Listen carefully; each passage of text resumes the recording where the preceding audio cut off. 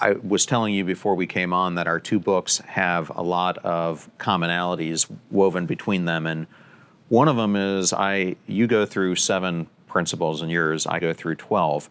But my 12th and kind of summary one is that we need to be conscious engagers. And I go through, similar to what you have done, is I talk about how we are living so much in our subconscious. Yep.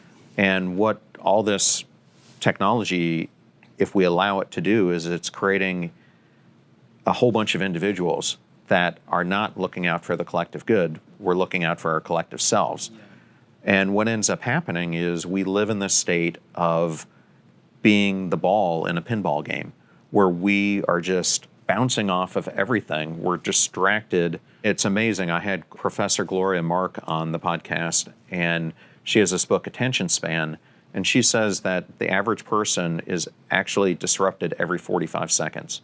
And that when we get disrupted like that, it can take up to 20 minutes to get back to what we're thinking about. Yeah. And you think about all those distractions, and then to your point, if you use the power of focus, use this power of tuning in and training your mind, and you consciously start engaging with the world and with your inner purpose and drive, it unleashes, as you said, this incredible force multiplier that I don't think people realize is within themselves.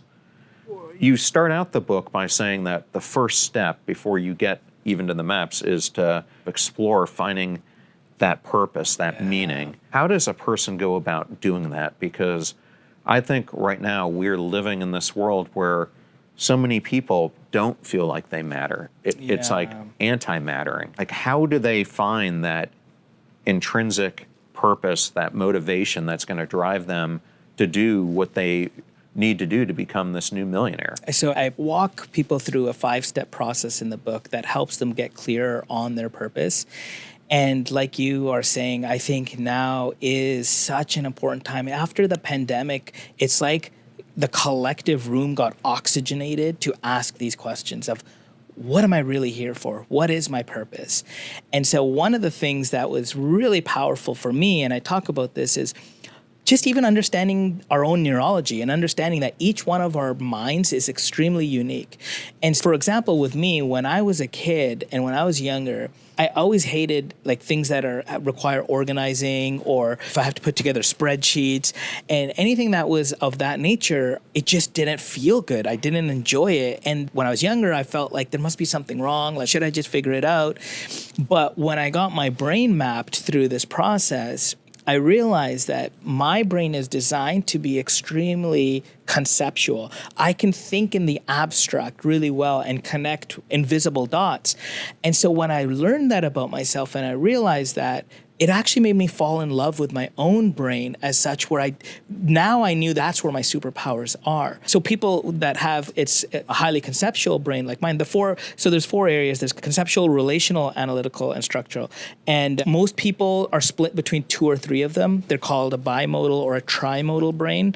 And for me, I was 95% conceptual, and I'm referred to as what's a unimodal. And it's 5% of the population has a brain that's unimodal. And on one hand, I was like, oh, am I an alien or something? But when I understood what that meant, it was like, oh, I'm really good at seeing a big picture, a big vision. I'm good at inspiring people. I'm good at helping people discover what they're passionate about.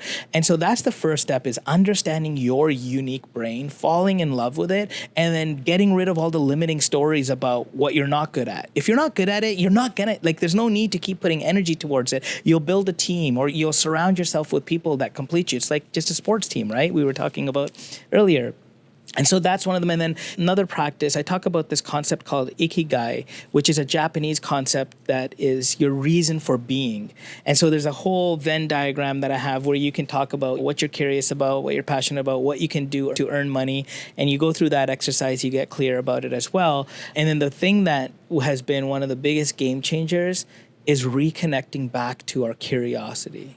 Like, what are you actually curious about? When you sit with that and you ask yourself what you're curious about, it bypasses the programming that's already there. Because when you're programmed, there's no curiosity. You're just running on code that's been programmed for the last since you were born. And so when you tap into what am I actually curious about, even in this moment, what am I curious about? So if I just sit and feel that, now I'm curious about how you're feeling right now. I'm curious about what the viewers, how they're feeling. I'm curious about, are we going to be a multiplanetary species? Is that going to happen? When I notice my energy as I'm getting curious, like I'm perking up because I'm connecting to a part of myself that is in the question. And when we're in the question, we're getting clearer, or we're able to connect more to our purpose, because that's what's going to lead us there. And the other thing I'll just share with you is this idea that I think is really powerful to keep in mind. According to a Stanford research, we have about 40 to 60,000 thoughts per day.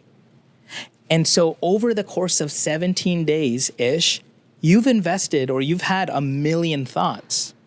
So this is the other thing I ask. I ask people, and I work with a lot of founders, and I say, where did you just invest your last 1 million thoughts? And what's the ROI on those thoughts? And where are you going to invest your next 1 million thoughts?